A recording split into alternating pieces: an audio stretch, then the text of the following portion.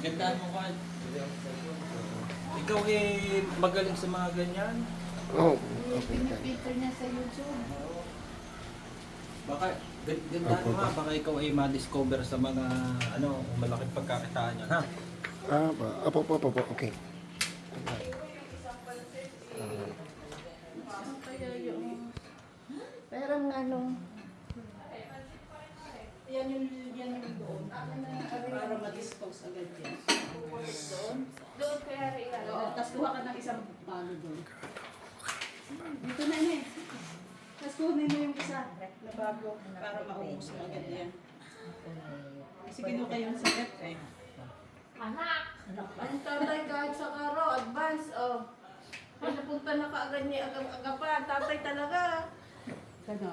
Agang-aga pa, pinapunta na kaagad kahit sa ano. sabi ngayon? Sabi daw, alas 8 na, andito na. Oo? Siya nagsabi.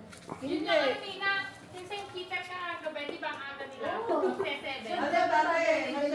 Alam mo sabi ng iba?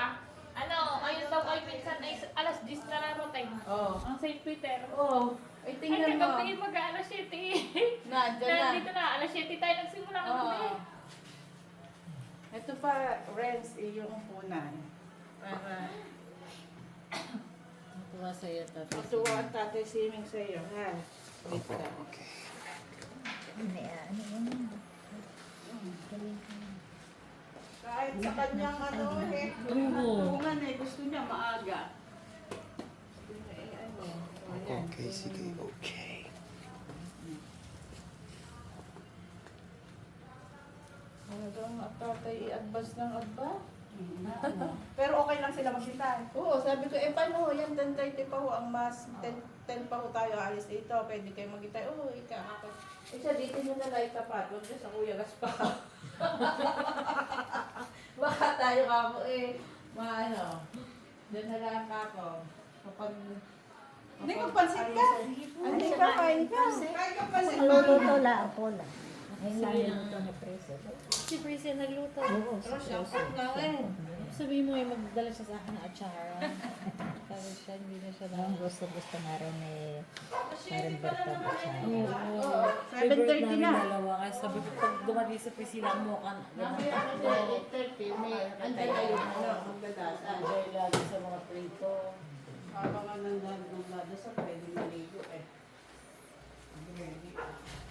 Ito, pang lunch to. Ang nire-ready. Ito, pang lunch. Pang lunch mo. Ha? Lisa. Si Juan. Pero sanay. Wala, dyan ka muna ha.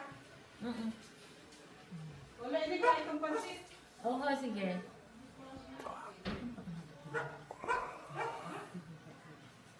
Kuha ka na doon. Sa karangin na naging